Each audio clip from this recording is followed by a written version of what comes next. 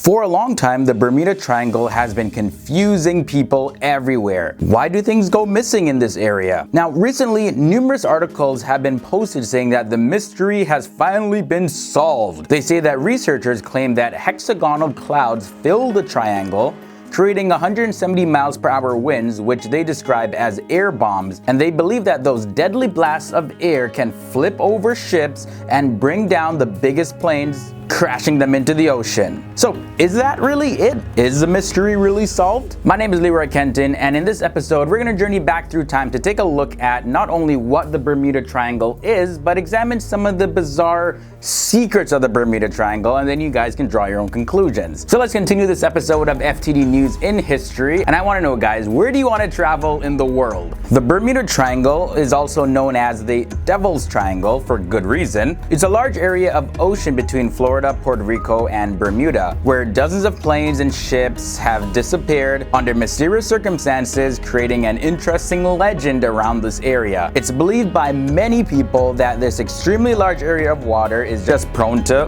bad luck. However, many people speculate that there's some extraterrestrial activity going on here, or some unknown natural scientific causes. Who really knows? Some believe that this area even traces as far back as Christopher Columbus, because according to his log in 1492, Christopher Columbus, he looked at his compass and he says that it was giving him a very weird reading. Fast forward now all the way to the 1970s, the US Coast Guard tried to explain the rumors about the Bermuda Triangle, and in a statement they said, first, the Devil's Triangle is one of the two places on Earth that a magnetic compass does not point towards true north. Normally it points towards magnetic north. The difference between the two is known as compass variation. The amount of variation changes by as much as 20 degrees as one circumnavigates the Earth. If this compass variation or error is not compensated for, a navigator could find himself far off course and in deep trouble. Now that's a very interesting explanation. It kind of seems to solve the mystery of why things just go missing in the Bermuda Triangle. However, in 2005, they revisited trying to explain the Bermuda Triangle and they changed their statement. This is what they said. Many explanations have cited unusual magnetic properties within the boundaries of the triangle.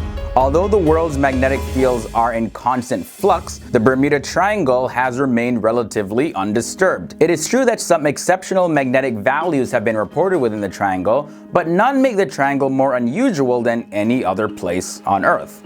What? Like, I guess they're just like the rest of us. Like, what the hell is going on in the triangle? Somebody please give me a good solid explanation. I want to know. It's been haunting me since I was a kid. I remember first time I heard about it. My mom called it the Devil's Triangle, and I'm like thinking that the devil is there, this guy in red with horns pulling planes down into the water. But anyways, I digress. Let's continue with the story. Now, the big legend began back in 1945 when 5 Navy planes vanished on a training mission during a severe storm. It's most likely that the lead pilot, Lieutenant Charles Taylor's compass failed, and that the other planes training with him weren't really equipped with working navigation devices. Now, there's no real mystery here. Chances are that the planes did run out of fuel and they just crashed into the water. And from there have been thousands of articles, books, and TV shows promoting and debunking the legend of the Bermuda Triangle. One popular one back in the 1950s was Edward Van Winkle Jones. He published an article about several mysterious disappearances in the Bermuda Triangle. He not only mentioned the US Navy planes that I just mentioned, but also some others. There was the commercial airliners, the Star Tiger and the Star Ariel, who vanished in 1948 and 1949. There's also a book in 1955 called The Case of the UFO by M.K. Jessup, and he started pointing fingers at extraterrestrial activity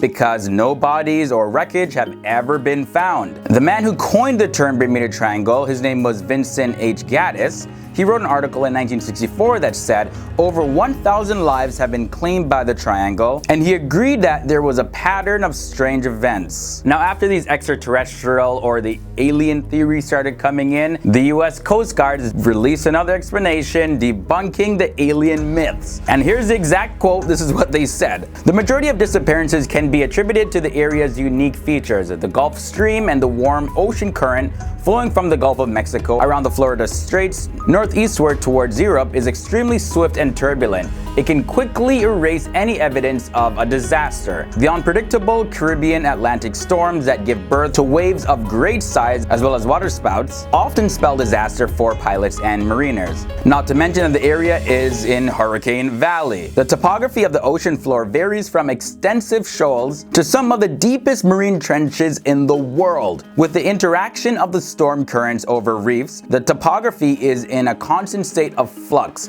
and breeds development of new navigational hazards. Not to underestimate the human factor, a large number of pleasure boats travel the water between Florida's Gold Coast, which is the most densely populated area in the world, and the Bahamas. All too often, crossings are attempted with too small a boat, insufficient knowledge of the area's hazards, and lack of good seamanship. So it looks like the US Coast Guard doesn't want any other type of theory introduced in what's happening in the Bermuda Triangle. They could be 100% right for all I know. Now, coming down to the end of this episode, the Bermuda Triangle received peak attention in the 1970s. In 1975, Larry Kusch, he published The Bermuda Triangle Mystery, Solved, and he argued that the other authors that wrote about it had exaggerated their results without any of the proper research being done. And he said a lot of the disappearances that were labeled as mysteries weren't really mysteries at all. He concluded that the triangle's number of disappearances weren't actually greater than any other similarly traveled area of the ocean, and that the other writers presented misinformation. An example of that misinformation is they didn't even account for the storms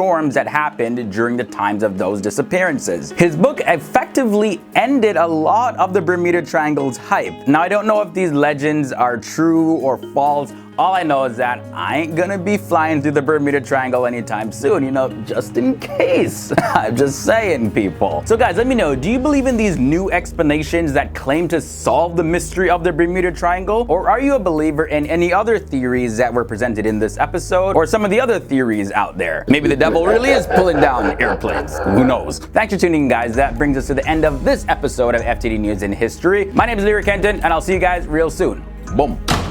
Hey guys, don't go anywhere yet. If you want more mysterious disappearances, you have to check out this episode on kids who vanished and were never found. Or for another unexplained phenomenon, this guy, his name is Ty Nock. He claims that he hasn't slept in 45 years. Yeah, how is that possible? You got two options of videos to click on, so go ahead, click on something. Thanks for tuning in, guys, and I'll see you real soon.